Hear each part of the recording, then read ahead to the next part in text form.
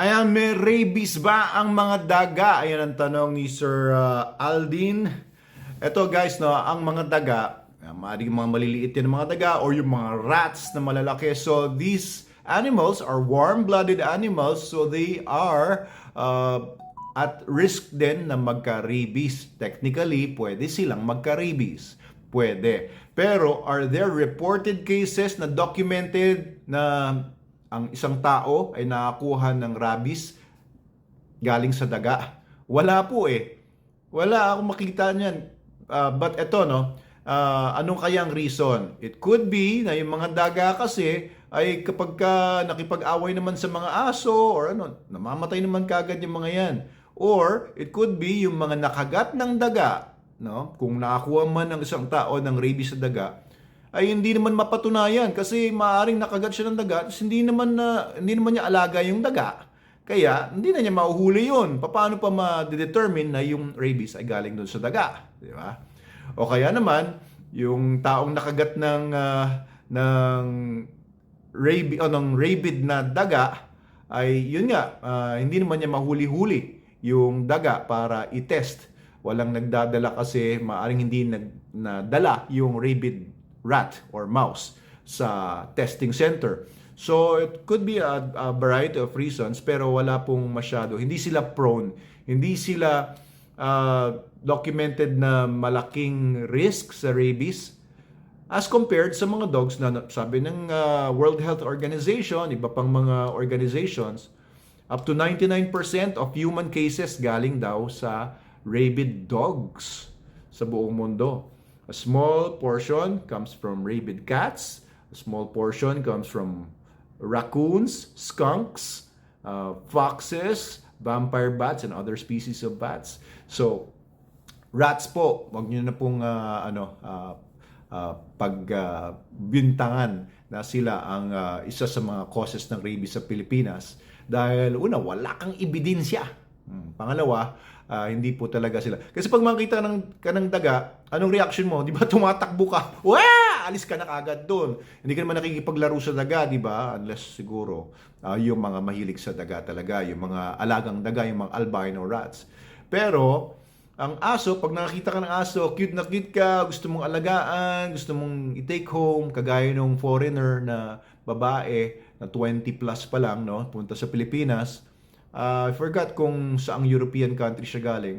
Inalagaan yung aso dito sa Pilipinas, nagbe-beach yata sila o nasa resort sila, nalagaan, pinulot yata sa labas, sa kalsada. Tapos pag-alaga, umalis na, umuwi na sila sa kanilang bansa, ayun, may rabies na pala siya pag uwi niya sa kanyang bansa. Hindi naman siya nakagat or anything, baka nagpa-kiss siya, no? Pagka yung laway kasi ng asong may rabies ay kinis mo at napunta yung laway sa loob ng bibig mo, maaaring pumasok yung rabies sa mucosa ng loob ng bibig mo or sa lips mo kasi mucosa yan. Kahit walang break sa skin, papasok po yung rabies virus.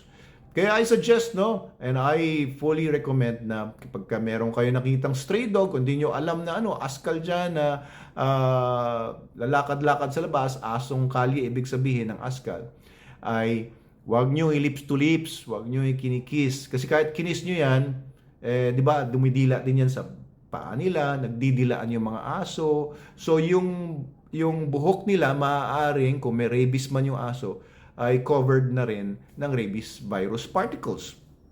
Di ba? So, be safe. No, if you handle animals, always wash your hands with soap and water thoroughly, specifically mga antibacterial soaps din, dahil kagaya ng mga super dog soap natin, yan. Pwede nyo pong gamitin yung super dog soap na pantao, available po sa mga online shops natin. Pero kasi pagka hinandle mo kasi yung mga dogs, no? Ayan, pwede po talagang alam niyo nangyari dun sa babae na na foreigner na namatay dahil nga nagka-rabies nga siya. So, ayaw natin mangyari 'yon, no? Be careful. Pag sobrang cute na cute tayo sa mga aso na sa kalsada, ay baka naman makakuha tayo ng sakit, lalo na rabies. So ito, pagka nakakita ka ng daga, iiwas ka. Pero pagka nakakita ka ng cute na aso sa kalsada, lapit ka, mas prone talaga na magkaroon ng rabies ang isang tao from dogs kaysa sa mga daga. Okay? Pero pagka nakagat ka ng daga, huwag ka rin magpakampante. Maaring wala ngang rabies yan, pero makakuha ka naman dyan ng leptospirosis, makakuha ka dyan ng iba-ibang mga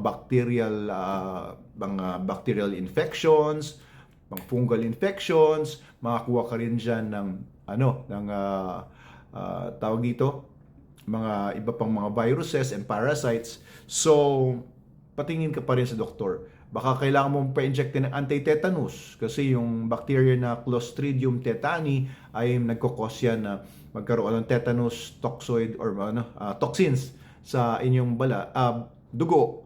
Tapos pwede kayong magkasakit na malupa dahil sa tetanus.